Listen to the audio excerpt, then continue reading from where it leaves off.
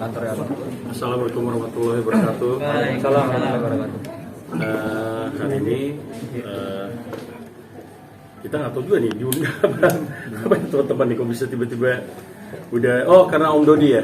Om Dodi kemarin bilang mau ke kantor ya. Ya jadi hari ini kita ketemuan nih Om Dodi, kebetulan ada Mbak Sunan juga.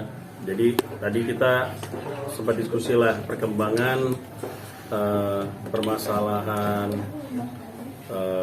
semuanya sih, intinya terkait dengan Gala, terkait dengan Vanessa, terkait dengan pemberitaan-pemberitaan yang selama ini berjalan di media. Jadi intinya tadi kita ketemu semuanya bagaimana meluruskan sebenarnya pokok permasalahan dari berita-berita yang sudah beredar, yang sudah berjalan selama inilah. Dan memang kita selama ini memang memposisikan diri untuk banyak diam sebenarnya, karena kita mau melihat sampai sejauh mana perkembangan dari pemberitaan media yang selama ini yang sudah berjalan ya nggak karuan sih sebenarnya. Banyak yang kalau saya sendiri secara pribadi udah banyak fitnah, banyak yang nggak jelas, tuduhan-tuduhan yang nggak benar, bobo nama, itu banyak banget lah. Makanya hari ini kebetulan Om Dodi, terus ada rekan kita juga Sunan di sini ngumpul lah gimana menyatukan visi gimana kita untuk kedepannya seperti apa untuk menghadapi permasalahan-masalah ke depan. Kalau dari saya sendiri mungkin nanti lebih banyak concern ke masalah persidangan yang sekarang sedang berjalan kan. Memang kemarin tahapannya udah dimediasi dan kemungkinan besar pastinya kita nggak menemukan titik temu sih sebenarnya akan jalan kayaknya persidangannya. Untuk selebihnya ada proses segala macam saya serahkan Mas Sunan. Ya, oke, terima kasih yang sudah hadir sore ini untuk kami di sini selaku tim kuasa hukum dari Pak Dodi menyampaikan satu kebenaran atau meluruskan hal-hal yang mungkin saja selama ini dengan opini-opini yang sudah terbentuk menggiring opini negatif. Bahkan kalau saya melihat hari ini dengan alat bukti yang saya melihat secara digital adalah sungguh keji dan kejam ya.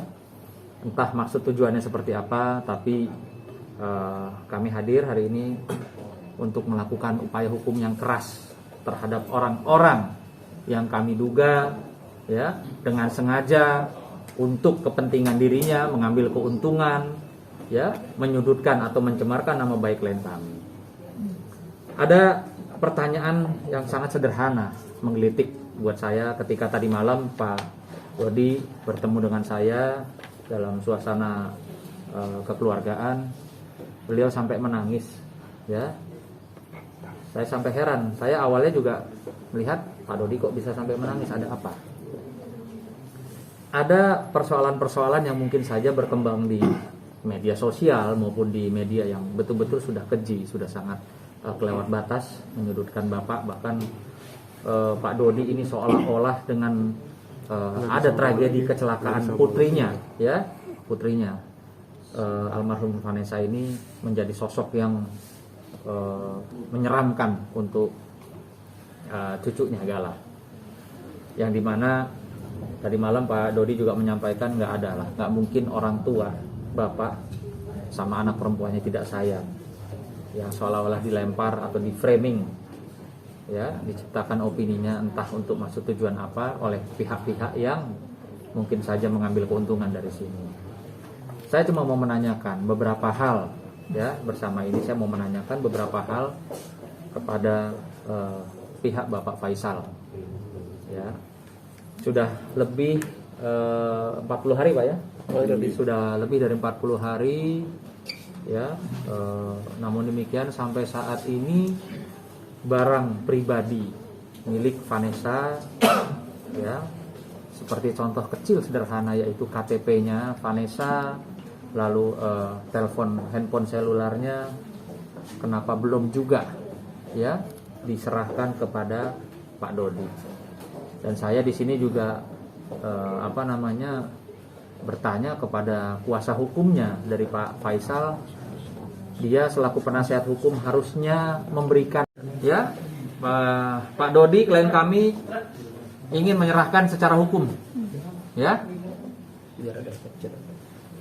Bukan cuma ada efek jerah. Kalau ini saya bilang ini dampaknya luar biasa kepada, kalau Pak Dodi mungkin kuat lah, mau dihujat, mau dibilang apa mungkin kuat. Tapi kalau anak kecil mentalnya dirusak, ya, dengan menakut-nakuti, itu terlihat jelas loh. Itu bukan CCTV loh, ya. Itu bukan CCTV, dan ini alat bukti sudah kami kumpulkan. Jadi jangan, ya, saya minta jangan pernah berpikir, ya, negatif atau menjustifikasi seseorang kalau kalian tidak tahu apa yang sebenarnya. Dan bahwa bukan kita diam selama ini Pak Dodi atau Bang Milano dianggap diam karena kami takut atau kami salah, ya.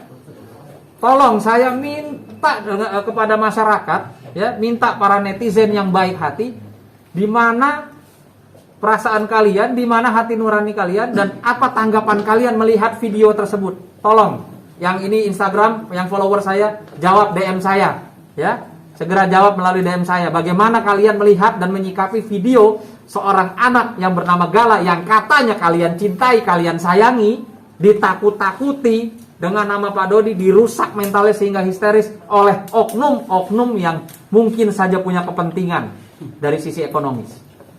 Kalau bicara untuk netizen, mungkin nggak kalau tadi kalian semua nih media sudah melihat, menonton, ya, menyaksikan dan menyimak video tersebut, mungkin nggak? Mungkin tidak. Karena itu, apakah atau bisa nggak tidak Gala menjadi takut kepada kakinya sendiri? Mungkin nggak? Mungkin. Coba jawab itu aja dari hati nurani kalian semua. Mungkin. Gitu loh. Ini sangat-sangat biadab, gitu loh. Bayangkan anak kecil seperti itu akan tergoncang sudah pasti secara psikologis. Dan saya pun tidak hanya lembaga KPAI, ya, perlindungan anak di sini. Saya yakin dan percaya mungkin organisasi dari para psikolog Indonesia juga bisa melihat ini, menyikapi ini. Para psikiater harus melihat ini. Apakah ada efek tumbuh kembang daripada Gala yang notabene juga merupakan cucu kandung daripada klien kami Pak Dodi. Pertanyaan saya tadi di video, ada yang tahu nggak siapa itu pemeran perempuannya? Ada yang tahu nggak? Belum ada yang tahu nggak? Bang. Hah? Belum lihat videonya baru Baru ini. Bang, kalau saja nih pelakunya kan diduga kan pelakunya kan di bawah umur nih.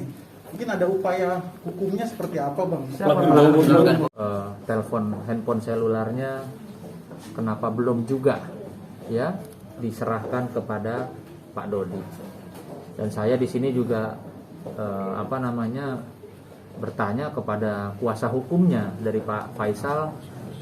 Dia selaku penasihat hukum harusnya memberikan masukan-masukan atau edukasi hukum terhadap kliennya Pak Faisal, bahwa mana yang hak, mana yang tidak, mana yang harus segera dikembalikan, mana yang memang tidak atau memang miliknya Bibi almarhum. Ya. Jadi ini sangat sederhana, tapi saya tolong dengan segera minta direspon, minta dijawab.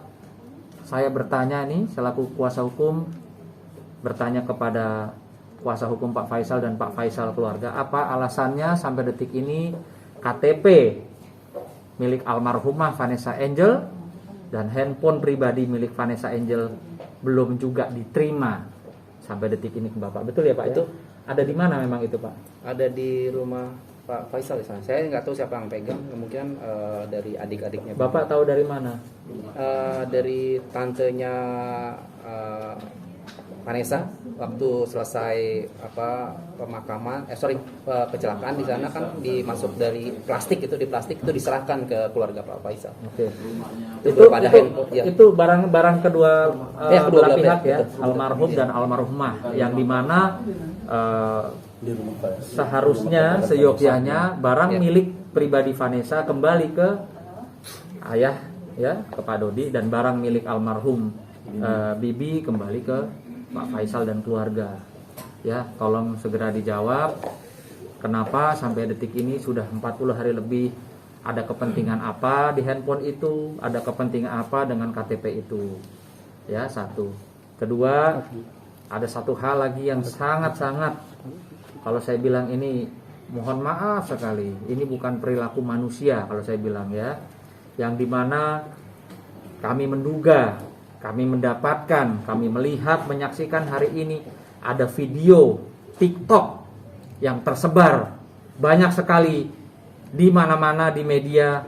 Di situ tergambar ya, ada seorang anak perempuan yang nggak tahu itu siapa itu ya di video itu ya. Video itu adiknya Bibi Puji.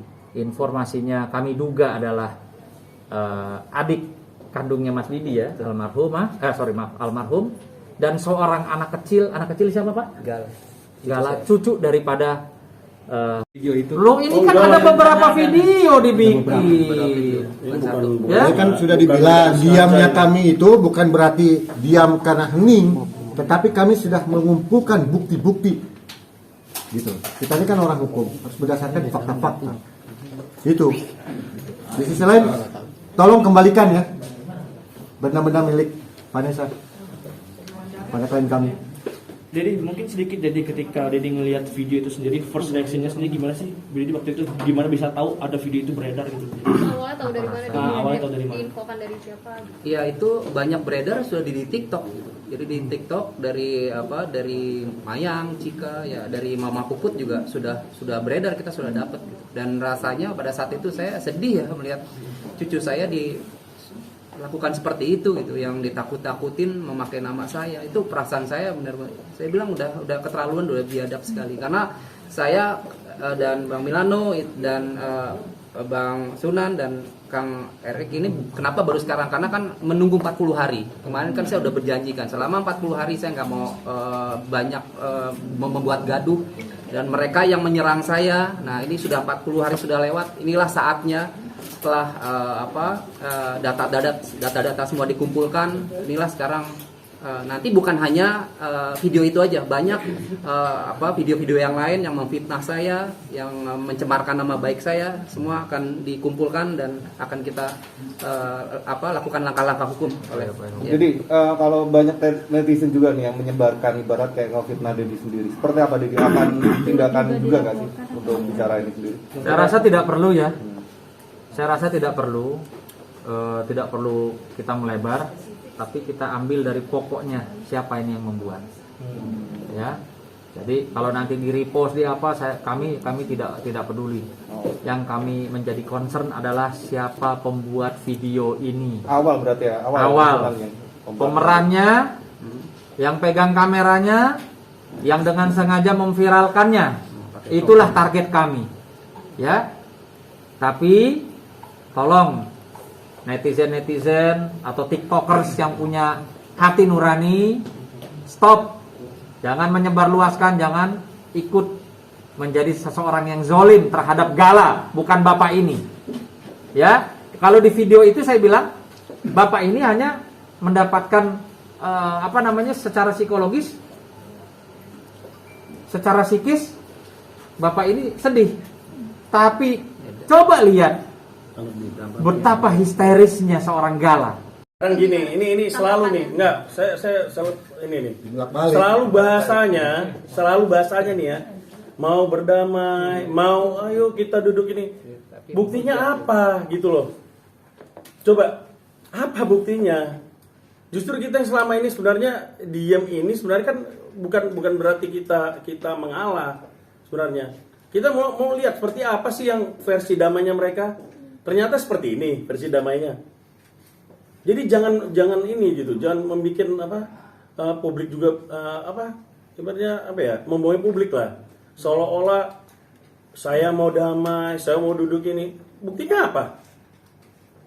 Ada nggak? Ya, ada nggak? Pihak lawyer dari Pak Nggak Faisal ada. atau Pak Faisal atau keluarga yang mewakili datang ke Bapak, ada nggak? Nggak ada. Udah deh. Terus dia menghubungi, Jadi terserah aja biar masyarakat yang menilai. Atau lawyernya, lah. Bang Milano, lawyernya menghubungi. Nggak pernah, nggak ada. Intinya biar masyarakat aja yang menilai. Memang kami sengaja diam kok selama ini. Cuman kami bukan diamnya dan bukan berarti kita cuek masalah ini gitu loh. Dan memang sekarang udah waktunya memang kita harus menempuh langkah hukum. Ya. Ini tentunya buat kawan saya, buat sahabat saya ya. Ya, Nikita Mirzani, Mbak Emma Waroka, coba tolong cermati, amati video yang baru saja disampaikan ya ke publik terkait dengan tumbuh kembangnya Gala.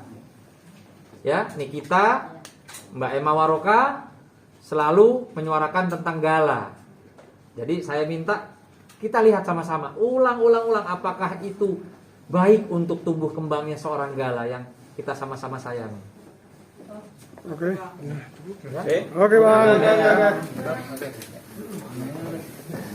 Menjadi seseorang yang zolim terhadap Gala, bukan bapak ini. Ya, kalau di video itu saya bilang bapak ini hanya mendapatkan secara psikologis,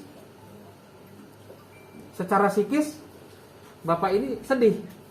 Tapi coba lihat betapa histerisnya seorang Gala. Jadi tolong nih, saya minta nih fans-fansnya Gala jangan hanya berbicara mengatasnamakan Gala dan menyerang Pak Dodi. Sekarang nih saya sajikan nih ada video ini. Bagaimana pendapat kalian? Apakah kalian mau bersuara nih? Ya, fans klubnya Gala nih, ayo dong bersuara dong. Kalau memang benar-benar tulus kalian buat Gala, ini sesuatu yang sangat merusak Gala. Siapapun sutradaranya, ayo coba bantah saya.